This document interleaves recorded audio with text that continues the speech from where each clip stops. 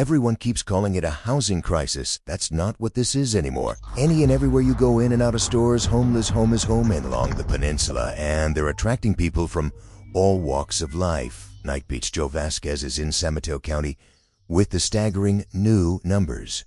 Crises are temporary. They end. What we are looking at now is structural, predictable. It happens when millions of jobs disappear, right as housing costs hit record highs. But here is the strange part. No one sounds the alarm. Instead, cities hand out eviction notices like flyers. Families burn through savings, trying to hold on one more month. And by the time anyone calls it an emergency, the damage has already happened. Now the question is not if families will lose their homes this winter. The question is what happens after they do. And what comes next may look very different than you expect. The winter no one is ready for. Across the United States of America, millions of households share roughly the same profile. A family of 4 people, 2 adults, 2 children. At the beginning of the year, both adults are working. One in a warehouse, one in a call center. Together, after taxes and deductions for Social Security, Medicare, and health insurance, they bring home around $4,000 each month. Not rich, not poor, just barely stable. Rent for a modest 2 or 3 bedroom apartment takes around $2,000. Groceries for 4 people take about $600 if they are careful. A car payment and insurance for 1 vehicle cost around $500. Gasoline, roughly $150. Utilities, about $200. Phone and internet, another $150. The margin that remains is thin, maybe a few $100s a month for clothes, school supplies, and the endless repairs that come with real life. There is no real savings, but the structure holds. Then the notices begin to arrive. A letter from the landlord announces that the rent is being aligned with the market. In practice, that means an increase of $250. The local grocery store raises prices again. The same basket of food that cost $100 the year before is now closer to $120. And then the decisive shock appears. The warehouse where one parent has worked for 7 years announces a restructuring. In corporate language, it sounds orderly. On the ground, it means layoff lists, final shifts, a printed sheet explaining how to apply for unemployment benefits, no severance, no cushion. Overnight, the family's $4,000 in monthly income becomes a little over $2,000. Unemployment benefits arrive slowly, replace only part of the lost wages, and expire long before the fixed costs do. The budget that barely balanced now does not balance at all. They can pay the rent and skip food. They can buy food and skip the rent. They can keep the vehicle and preserve the chance of a future job, or lose it and see their world shrink to the radius of a bus route. They are not behaving irresponsibly. They are still searching for work, sending applications into a labor market that slows in winter instead of speeding up. The difference is that the season is now moving faster than the solutions. For millions of families this year, this is not a hypothetical scenario or a thought experiment. It is the shape of their actual December, the winter math that does not work anymore.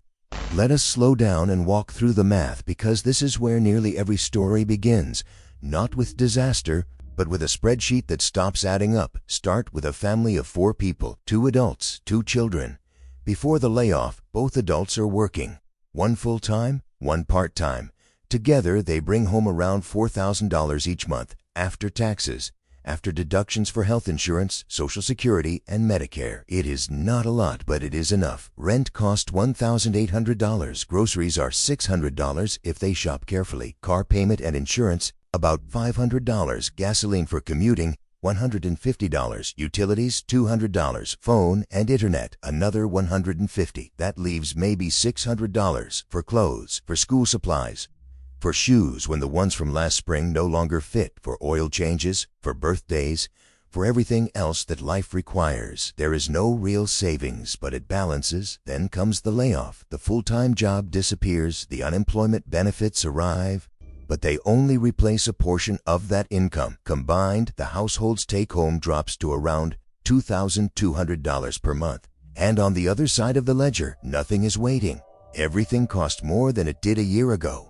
That same rent is now $2,050. Groceries are closer to $800. Utility bills rise as gas and electric companies adjust for their own costs. Everything inflates but the paycheck. After rent and food, there is almost nothing left. And that is before gasoline, before the car note, before medication, clothes, or school events. So you do what every family does in this position. You start shifting things around. You pay one bill late and accept the fee. You skip a refill on a prescription and hope you do not need it. You let the car go a little longer without a repair.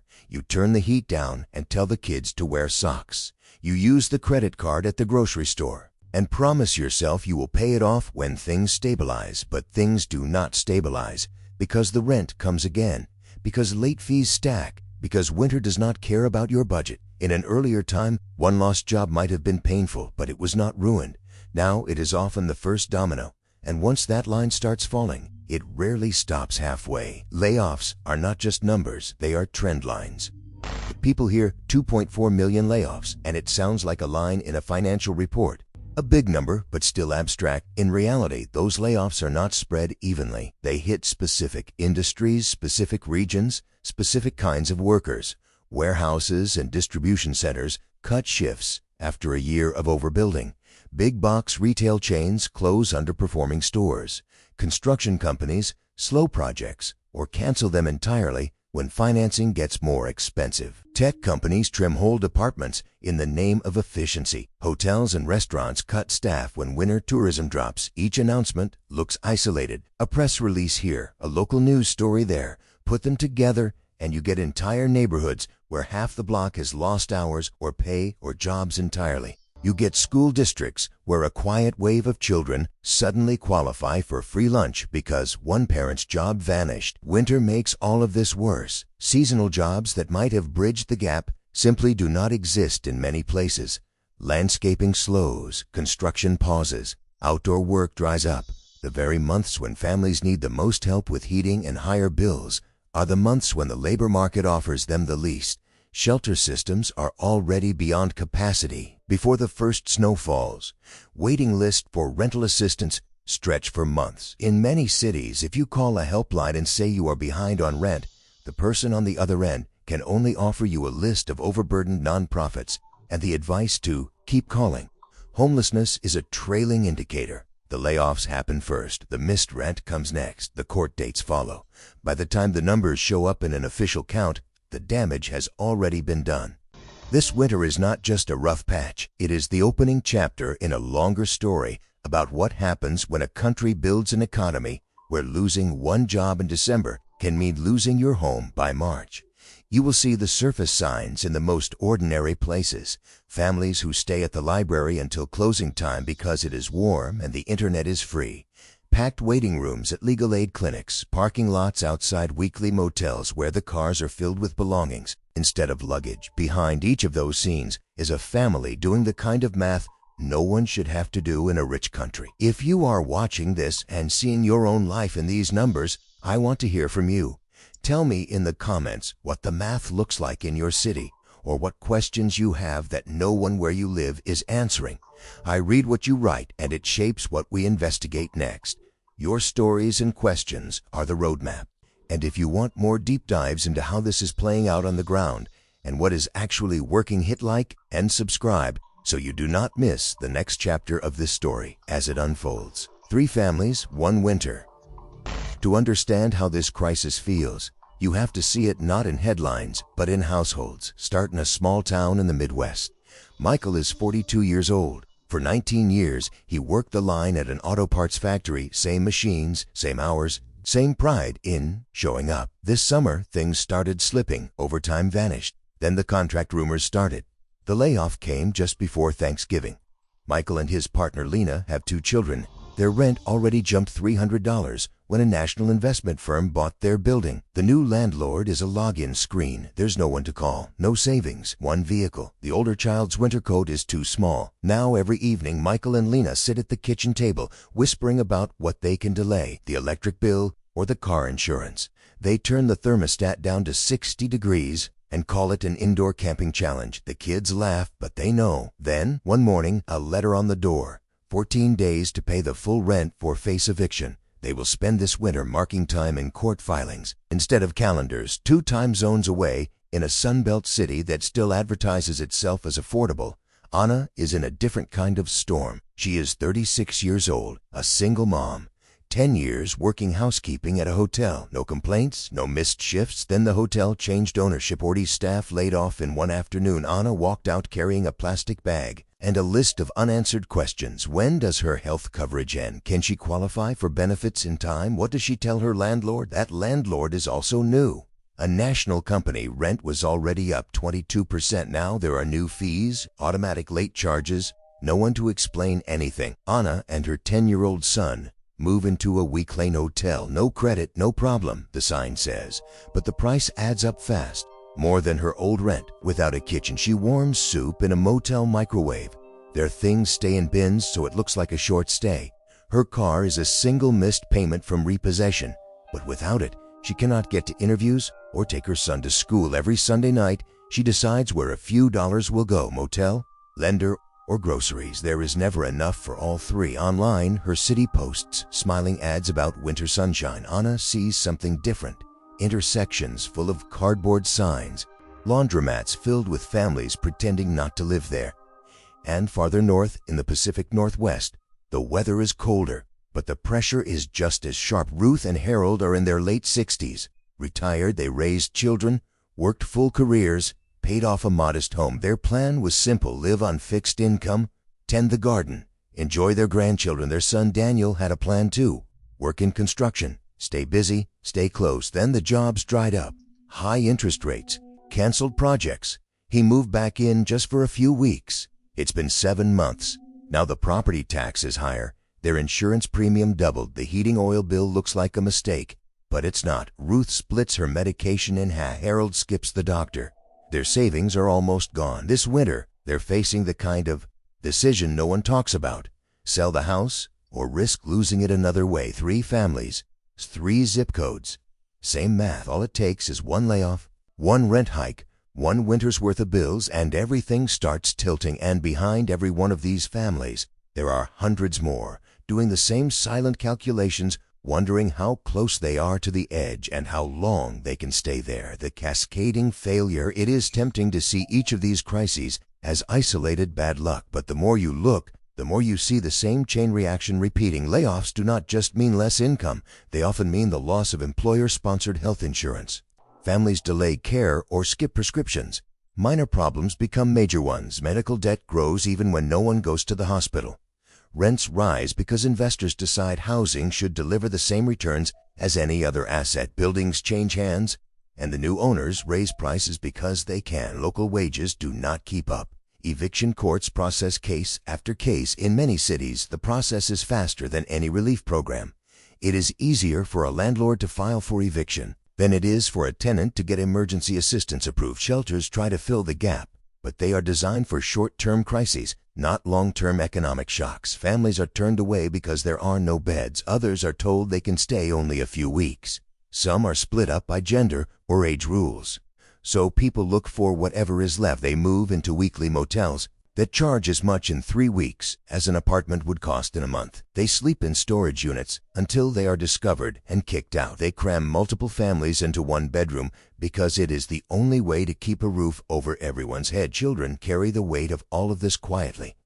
They show up at school tired because they were awakened by sirens outside a hotel, or because they stayed up late listening to their parents whisper about money. They shuffle homework between library computers and borrowed devices. They tell friends they moved, but do not mention that the new place does not have a kitchen. Winter is where all of these threads tighten. Heating bills come due. Holiday expectations explode in advertisements and conversations. School breaks to remove free meals and safe spaces for part of each day. Most importantly, winter masks the true size of what is happening. People take on extra debt to get through the cold months. They borrow from family. They sell whatever they can. The collapse does not become visible until the first months of the new year, when the bills come due and there is nothing left to sell. The headlines will talk about unemployment rates and housing starts. Underneath those charts, ordinary people will be making choices that never appear in official statistics. The solutions that work, and the city's proving it. It would be easy to stop here and say, this is just how things are now. That winter is going to break people and there is nothing anyone can do about it. That is not true. There are communities that chose a different path. Cities that decided it was cheaper and more humane to keep people in their homes than to manage the fallout of letting them fall. In some places, local governments partnered with nonprofits to build eviction diversion programs. Instead of sending every non-payment case straight to court, they bring tenants and landlords into a mediated process. Tenants get access to emergency funds, legal help, and payment plans. Landlords get guaranteed partial payment and a path that does not end with a unit sitting empty. In one mid-sized city, the program cost less than $3,000 per family on average and prevented thousands of evictions in a single year. That is less than the cost of one family entering the shelter system for a few months.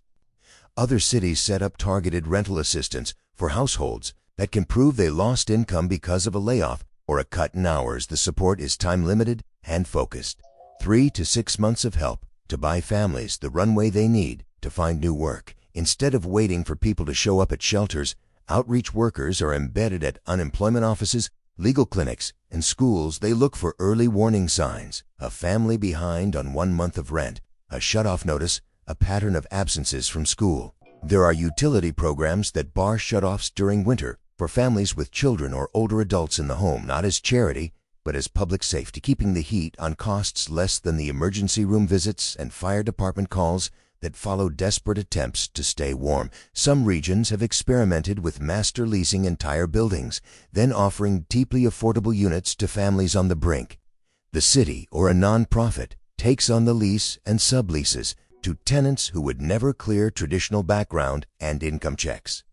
The tenants pay a percentage of whatever income they have. A case manager helps them rebuild credit, find stable work, and eventually either take over the lease or move into another unit. In places that commit to these strategies long enough to see the full cycle, something important happens. The line on the graph that measures family homelessness bends downward, not because the economy suddenly became fair, but because the city altered the way it responds when people stumble. And here's the part that almost never makes it into political speeches. These programs cost less than constant enforcement, less than endless shelter expansion, less than the medical, educational, and policing costs that follow when families are pushed from apartments into cars, from cars into encampments, from encampments into the shadows. The question is not whether we know what works. We do. The question is whether enough places will choose those solutions in time for the people heading into this winter with one pink slip and one rent increase already in their hands. Because for millions of families, what happens in the next few months is not an abstract policy debate. It is the difference between sitting on their own couch in February or sitting in the waiting room of a shelter hoping their number gets called. This winter does not have to break us, though here is where we are. This winter, a country that calls itself the wealthiest nation on earth is sending millions of people into December with less income and higher rents than at any point in their lives. Behind every layoff statistic is a kitchen table covered in bills. Behind every rent hike is a family wondering if this is the month they lose their home. It does not have to be this way. Cities can choose eviction diversion instead of fast-track filings. They can choose emergency rental aid instead of long shelter lines. They can choose to keep heat on for vulnerable households instead of pretending that policy is an excuse to let people freeze. None of that is charity. It is arithmetic. It is cheaper to keep people housed than to rebuild their lives once they have been pushed out. It is cheaper to keep a child in their school than to pay the long-term cost of constant disruption. The distance between your life and the lives of the families in this story is thinner than it feels. Maybe one medical emergency, one merger at your job, one rent increase from an owner you will never meet. The real question this winter is not just who will lose their homes. It is what the rest of us decide to do when we see it happening in real time. When a coworker quietly disappears from the office, when a neighbor's lights stay off for days, when a family you know suddenly moves without saying where, do we look away and say it is their fault, that they should have planned better, tried harder, or do we admit that the math itself is broken and that we have the power to change the rules instead of blaming the people who get crushed by them? I want to hear what this looks like where you live. Tell me in the comments how the numbers are showing up in your city, or what questions no one around you is answering yet. I read them and they shape what we dig into next. If this helped connect a few dots, tap like so more people actually see it. And if you want to follow what happens after this winter, the court dates, the policy fights, the solutions that quietly work, make sure you subscribe. We are only at the first chapter.